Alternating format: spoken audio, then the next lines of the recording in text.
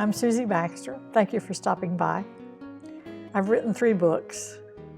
My first book was a family history, C.G. and Ethel. Pumping Sunshine is a memoir of my rural childhood, and Write Your Memoir is a nonfiction book about writing memoir. I hope that you've thought about writing your memoir and that you might give it a try.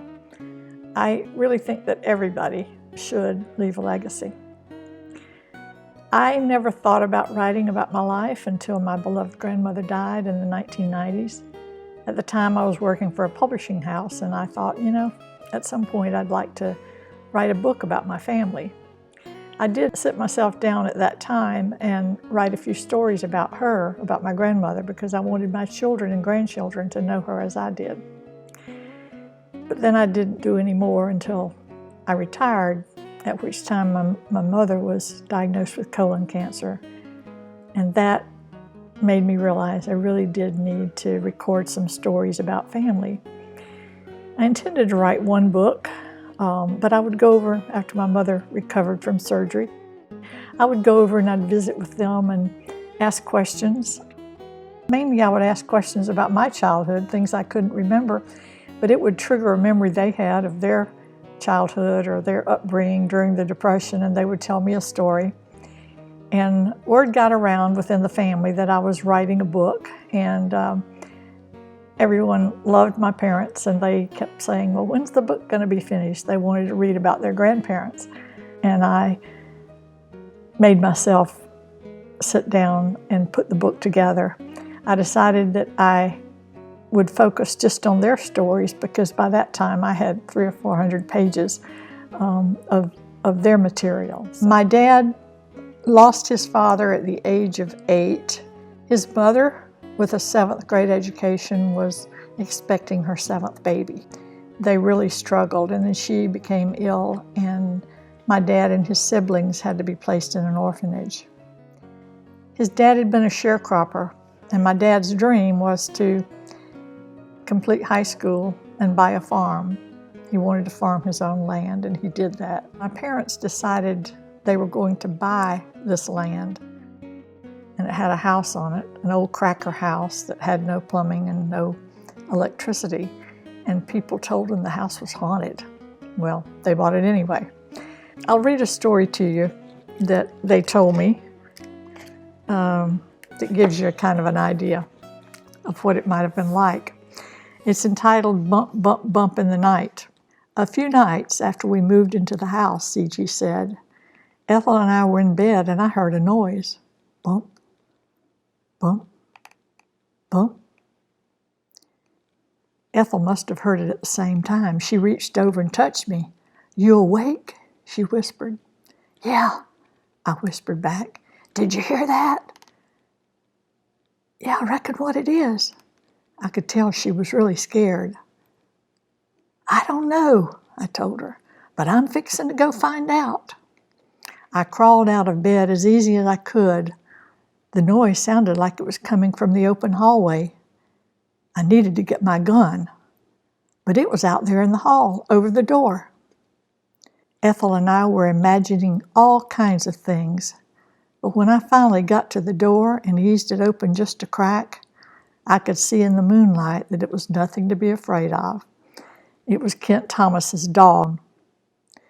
After supper, Ethel had left a baked ham on the kitchen table covered with a cloth, like she used to do before we got electricity in a refrigerator. The dog had evidently smelled that ham and helped himself. The kitchen door wouldn't stay shut because the old wooden latch on it was broken.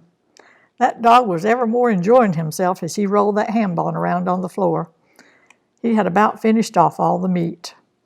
I hollered at the dog, and he took off down the back steps, left his ham bone behind. So I picked it up and threw it out in the yard and set a chair up against the kitchen door to keep it shut and went back to bed. After I completed that book, I then went back to work on the book about my rural childhood. All of my books, they're set in North Florida, where I grew up on a tobacco farm near the Swanee River. The book, Pumping Sunshine, is about my life as a child. You can see my books over my shoulder here. And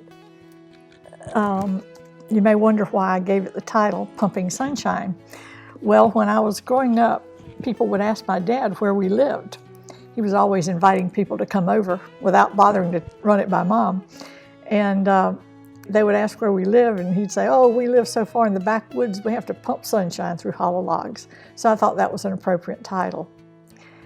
When I was working on this book, I had joined the Writers Alliance of Gainesville, and I was a member of a critique pod.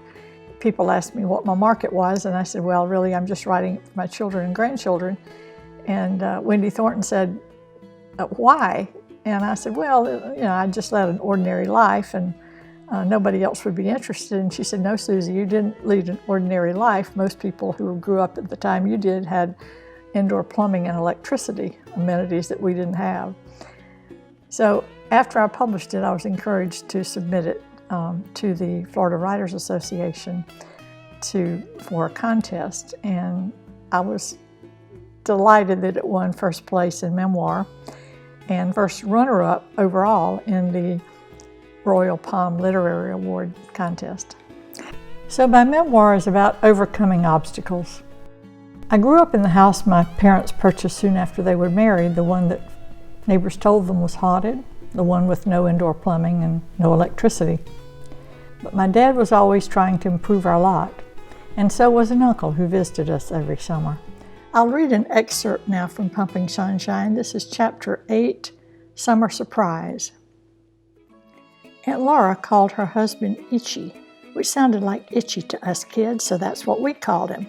For many years, Aunt Laura and Uncle Itchy had no children for my sisters and me to play with when they visited, but I looked forward to their visits because they always brought us a surprise. Uncle Itchy might bring playground equipment like a ball and bat, or a dozen colorful t-shirts from the Lost and Found of the Miami Parks and Recreation Department where he worked. Other times, he brought kitchen equipment for Mama, items purchased from a going-out-of-business restaurant. He once brought her a set of heavy platters with Joe's Old-Fashioned Barbecue written on the side, and best of all, a cooking pot big enough to boil a peck of peanuts at once. Uncle Itchy was a large man, and he always wore sunglasses. Shades, he called them, even inside the house. He had dark curly hair and a tan, either from his Miami Parks job or his heritage. He was Jewish, a fact that concerned some of our Baptist friends and relatives. I overheard more than one of them say that Jews would burn in hell for crucifying our Savior, which didn't seem right to me. I thought generous Uncle Itchy would have a better chance of getting into heaven than some of them.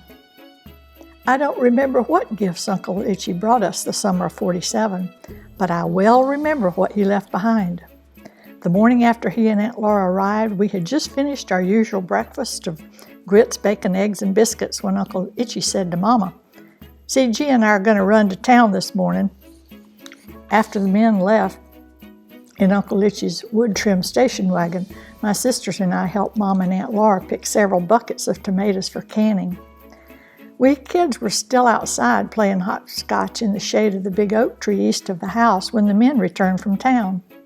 The station wagon was full of lumber and sheets of tin sticking out the back end. Uncle Itchy parked near our hopscotch drawing. "Let's build the thing here in the shade," Uncle Itchy said to Daddy as they got out of the car. Daddy agreed. "Y'all go play somewhere else," Daddy said to us as they began to unload the car. And later, when he headed to the pack house, he told us to stay out of our uncle's way. I wondered what Uncle Itchy was up to, but we sisters immediately moved to the other side of the tree trunk. Daddy returned with a saw and hammer, which he handed to Uncle Itchy before going back to the pack house. Soon, the bang of the hammer echoed through the woods as our uncle nailed 2x4s together. "What you building?" I asked enthusiastically a little while later, for the structure was beginning to look as if it might be a playhouse. My older sisters rolled their eyes and snickered as if I'd asked a stupid question. "It's a surprise," Uncle Itchy said. Aunt Laura came out every now and then and took pictures with her Brownie camera. Surprisingly, she took nary a one of us kids as she usually did. Instead, she focused all her attention and the camera on her husband and then Daddy, who was using post hole diggers and a shovel to dig a hole behind our house near the tobacco barn. Hours later, Uncle Itchy yelled, "Laura, Ethel, come out here. I need to measure your behinds." At that moment, I recognized we were not getting a playhouse. Pumping Sunshine, published in 2018. Meanwhile, Dr. Hilda Ross, who taught a life history course at Millhopper Library, had asked me to fill in for her while she was taking care of her husband. Then when she moved away to Virginia, she asked if I would teach her course. I later moved it to Santa Fe College, and I teach it there now, and it has evolved into a course on memoir. And this is the book that I use in that class. Write your memoir, one story at a time. I hope you will consider leaving your legacy. Join us in the class that I teach in the spring at Santa Fe. The book is $7.95 on Amazon. Pumping Sunshine is available in several formats, including Audible, and all are available on Amazon. C.G. and Ethel is available in paperback for $12.95. I'm now working on a coming-of-age memoir, and I hope to publish that this year. Thank you for joining me today.